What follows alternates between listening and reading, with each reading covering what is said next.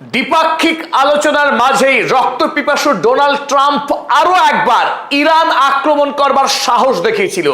আর এই বন্দর আব্বাসে আক্রমণ করতে এসে মার্কিন বায়ুসেনারা বড়সড় চ্যালেঞ্জের মুখে পড়ল ইরানের মাটিতে। ইরান ইতিমধ্যেই 40 দিনের যুদ্ধের পর আমেরিকাকে পর্যুদস্ত করা, আমেরিকাকে চরম শিক্ষা দেওয়ার জন্য ইতিমধ্যেই যে আকাশ প্রতিরক্ষা ব্যবস্থাকে শক্তিশালী করেছে তার জোরদার প্রমাণ দিল গতকাল ঈদের দিন ভোরবেলায়। হরমুজ প্রণালীকে দখল করতে মরিয়া ডোনাল্ড ট্রাম্প, আর সেই লক্ষ্যেই আরো একবার আক্রমণ করতে আসে 28 তারিখের ভোরবেলায়। আর তখনই প্রমাণ হয়ে যায় যে আমেরিকা যুক্তরাষ্ট্র ইরানের মাটিতে লড়াই করতে এসে কোন রকম সুবিধা পাবে না। তারা বন্দর আব্বাসের কাছে দুটি জনশূন্য স্থানে দুটি বড়সড় বিস্ফোরণ ঘটিয়েই পালাতে বাধ্য হয়েছে, কারণ ইতিমধ্যেই আমেরিকা যুক্তরাষ্ট্র আমেরিকার F-35 ফাইটার জেটকে আকাশে লক করে ফেলে এবং অপরদিকে আমেরিকার গর্বের অহংকারের MQ-9 ড্রোনকে ধ্বংস করে দেয় হরমুজ প্রণালী থেকে মাত্র 40 কিলোমিটার দূরের একটি জায়গায়। ফলে বেগতিক দেখে আমেরিকা যুক্তরাষ্ট্রের বায়ুসেনারা তড়িঘড়ি পালাতে বাধ্য হয় ইরান থেকে। ইরান যুদ্ধের গুরুত্বপূর্ণ খবরাখবর নিয়ে আবার আমি হাজির হয়েছি আপনাদের বন্ধু আব্দুল হালিম। চলুন শুরু করা যাক। এই মুহূর্তে গোটা পৃথিবীতে জোরদার যে আলোচনা চলছে তা হলো আমেরিকার স্টেলথ টেকনোলজির অহংকারের বেলুন চুপসে যাওয়া। এতদিন গোটা পৃথিবীতে আমেরিকা একটা প্রচার করে এসছে তাদের যে প্রযুক্তি, এই F-35 প্লেন, তাতে যে স্টেলথ টেকনোলজি রয়েছে, এই টেকনোলজির কারণেই কোন দেশের রাডার সিস্টেম এই F-35 প্লেনকে ট্র্যাক করতে পারে না। যদি কোনো দেশের উপর দিয়ে উড়ে যায় এবং সেই দেশে কি যদি বোমা হামলা করে আকাশ থেকে, এই F-35 প্লেনকে কোনোভাবে ধরতেই পারে না সেই দেশের রাডার সিস্টেম। এই মিথকে ইরান ভেঙে চুরমার করে দিল গতকাল আরো একবার। 40 দিনের যুদ্ধেই ইরান আগেই F-35 প্লেনকে ধ্বংস করেছে, যে কথা আমেরিকা সরকারিভাবে স্বীকার করেছিল। আর সেক্ষেত্রে অনেকেই ভেবেছিল ইরান F-35 প্লেনকে ধ্বংস করেছে সেটা ছিল একটা ফ্লুক, অর্থাৎ বাই চান্স ঘটে যাওয়া একটা ঘটনা। কিন্তু গতকাল ইরান আরো একবার প্রমাণ করলো আমেরিকার এই F-35 ফাইটার জেটকে তারা আকাশেই ধ্বংস করার ক্ষমতা রাখে। আপনারা এই মুহূর্তে স্ক্রিনে যে ছবি দেখছেন, হলুদ চতুর্ভুজের ভিতরে আপনারা যে সাদা একটি বিন্দু দেখতে পাচ্ছেন, এই বিন্দুটাই হলো F-35 ফাইটার জেট। এই ফাইটার জেটকে শনাক্ত করে ইরানের বাভা 373 এয়ার ডিফেন্স সিস্টেম, যে কথা অধিকাংশই বিশ্লেষক দাবি করেছেন। ইরানের তৈরি আকাশ প্রতিরক্ষা ব্যবস্থা আমেরিকার এই F-35 ফাইটার জেট যখন হরমুজ প্রণালী এলাকায় আক্রমণ করতে আসে তাকে লক করে ফেলে ইরান, অর্থাৎ one click away from destruction. একটা সুইচ টিপলেই আমেরিকার এই F-35 ফাইটার জেটকে ধ্বংস করে দিতে পারত ইরান। আর তখনই বেগতিক দেখে আক্রমণ ছেড়ে আমেরিকার ফাইটার জেট শটান ইরান থেকে বেরিয়ে পালাতে বাধ্য হয়। যে ঘটনা আমরা দেখেছিলাম গত 40 দিনের যুদ্ধে ধারাবাহিকভাবে ইরানের উপরে ব্যাপক বোমা হামলা চালিয়েছিল আমেরিকা এবং ইসরায়েল মিলিতভাবে। তাদের স্টেলথ টেকনোলজি অর্থাৎ ফাইটার জেট টেকনোলজিতে আমেরিকা এবং ইসরায়েল এগিয়ে থাকার কারণে ইরানের উপরে যুদ্ধে তারা ব্যাপক সুবিধা পেয়েছিল। সেই সুবিধার দিন এবার শেষ। ইরান ইতিমধ্যেই তৈরি করেছে তাদের একাধিক শক্তিশালী আকাশ প্রতিরক্ষা ব্যবস্থা। আর এরই ফলে এতদিন ধরে আমেরিকার যে অহংকার ছিল তার স্টেলথ টেকনোলজি নিয়ে যে পৃথিবীর কোন দেশ এই F-35 এর সঙ্গে টেক্কা দিতে পারবে না, বা আমেরিকার যে সুপার পাওয়ার তার সবচেয়ে থেকে সুপার অহংকারের প্রতীক ছিল এই F-35।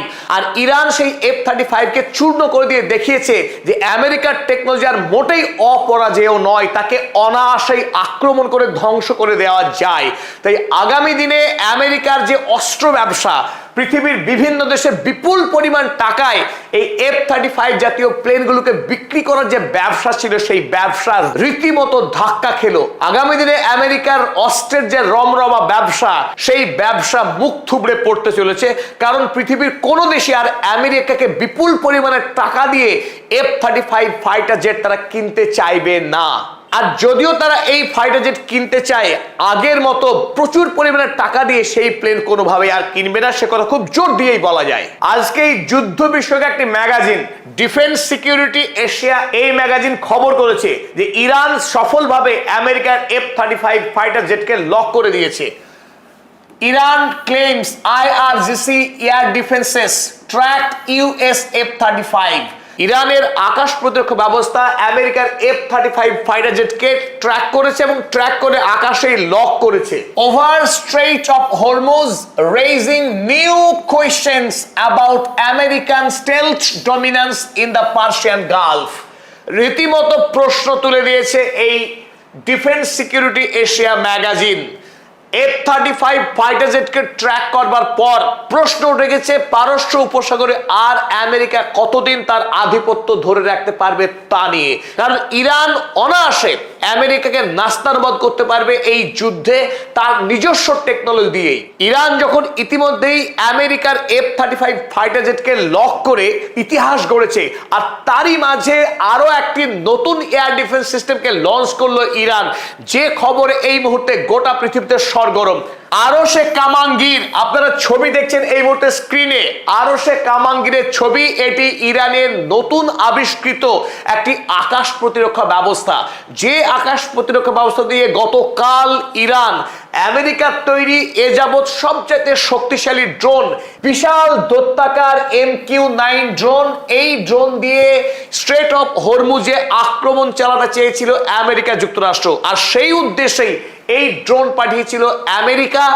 আর ইরান তার নিজস্ব প্রযুক্তি দিয়ে তৈরি করা এই আরশে কামাঙ্গির দিয়ে আক্রমণ করে MQ-9 ড্রোন, যা নির্মাণ করতে আমেরিকার বিপুল পরিমাণের টাকা খরচ হয়।